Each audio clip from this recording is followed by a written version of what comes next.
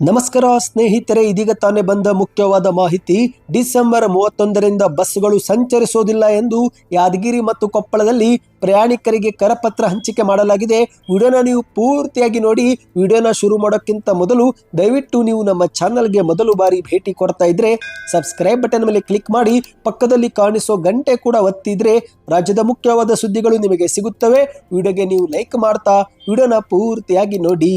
ಹೌದು ಸ್ನೇಹಿತರೆ, ಈಗಾಗಲೇ ರಾಜ್ಯದಲ್ಲಿ ಎಲ್ಲಿ ನೋಡಿದ್ರು ಬಸ್ ಬಂದ್ ಎನ್ನುವ ಸುದ್ದಿನೇ ಕೇಳಿ ಬರ್ತಾ ಇದೆ. ಹೌದು, ಡಿಸೆಂಬರ್ 31ರಿಂದ ಮುಷ್ಕರಕ್ಕೆ ಸಾರಿಗೆ ಸಂಘಟನೆ ಮತ್ತು ಕಾರ್ಮಿಕ ಸಂಘಟನೆಗಳು ಕರೆ ಕೊಟ್ಟಿದ್ದಾರೆ.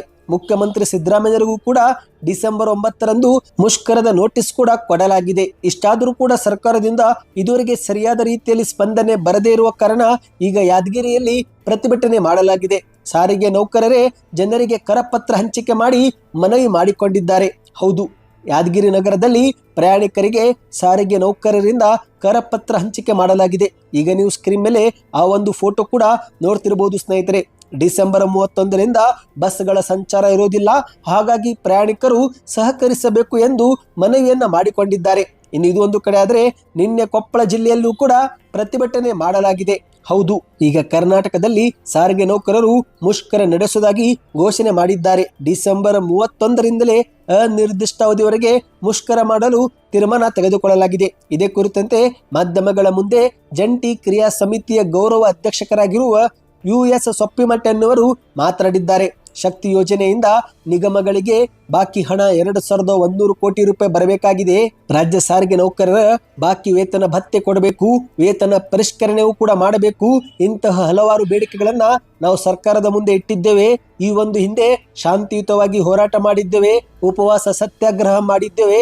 ಇಷ್ಟಾದರೂ ಕೂಡ ಮನವಿ ಮಾಡಿಕೊಂಡ್ರೂ ಯಾವುದೇ ಪ್ರಯೋಜನವಾಗಿಲ್ಲ. ಹಾಗಾಗಿ ಈ ಬಾರಿ ಅನಿರ್ದಿಷ್ಟ ಅವಧಿವರೆಗೆ ಮುಷ್ಕರ ನಡೆಯಲಿದೆ ಎಂದಿದ್ದಾರೆ. ಇದೇ ಡಿಸೆಂಬರ್ 30ರೊಳಗಾಗಿ ಸರ್ಕಾರ ನಮ್ಮ ಸಾರಿಗೆ ನೌಕರರೊಂದಿಗೆ ಚರ್ಚೆಗೆ ಕರೆದು ಮಾತುಕತೆ ನಡೆಸಿ ಸಮಸ್ಯೆ ಬಗೆಹರಿಸಬೇಕು.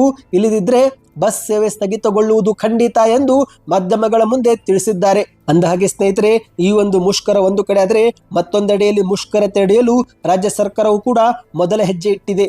ರಾಜ್ಯದ 11,694 ನಿವೃತ್ತ ಸಿಬ್ಬಂದಿಗಳಿಗೆ ಕೊಡಬೇಕಾದಂತ 224 ಕೋಟಿ ರೂಪಾಯಿ ಬಾಕಿ ಉಪಧನವನ್ನು ಬಿಡುಗಡೆ ಮಾಡುವಂತೆ ಆದೇಶ ಕೊಡಲಾಗಿದೆ. ಇಷ್ಟಾದರೂ ಕೂಡ ಇದುವರೆಗೆ ಸಾರಿಗೆ ಸಂಘಟನೆಗಳಿಂದ ಈ ಒಂದು ಮುಷ್ಕರ ಹಿಂಪಡೆಯುವ ಕುರಿತಂತೆ ಯಾವುದೇ ಮಾಹಿತಿ ಬಂದಿಲ್ಲ. ಹಾಗಾಗಿ ಸ್ನೇಹಿತರೆ, ಹಲವು ಜಾಗಗಳಲ್ಲಿ ಹೊಸ ವರ್ಷದ ಸಂದರ್ಭದಲ್ಲಿ ಬಸ್ ಸಮಸ್ಯೆ ಉಂಟಾಗುವುದು ಖಂಡಿತ ಅಂತಾನೆ ಹೇಳಬಹುದು. ಸದ್ಯಕ್ಕೆ ಎಷ್ಟೇ ಇತ್ತು ಸ್ನೇಹಿತರೆ. ಈ ಒಂದು ವಿಡಿಯೋಗೆ ನಿಮ್ಮ ಅನಿಸಿಕೆಗಳನ್ನ ನೀವು ಕಮೆಂಟ್ ಮಾಡಿ. ವಿಡಿಯೋ ಇಷ್ಟವಾಗಿದ್ದರೆ ಲೈಕ್ ಮಾಡಿ. ಮುಂದಿನ ಎಲ್ಲ ಮಾಹಿತಿ ಪಡೆಯಲು ಚಾನಲ್ಗೆ ಸಬ್ಸ್ಕ್ರೈಬ್ ಮಾಡ್ತಾ ಪಕ್ಕದಲ್ಲಿ ಕಾಣಿಸುವ ಗಂಟೆ ಕೂಡ ಒತ್ತಿ.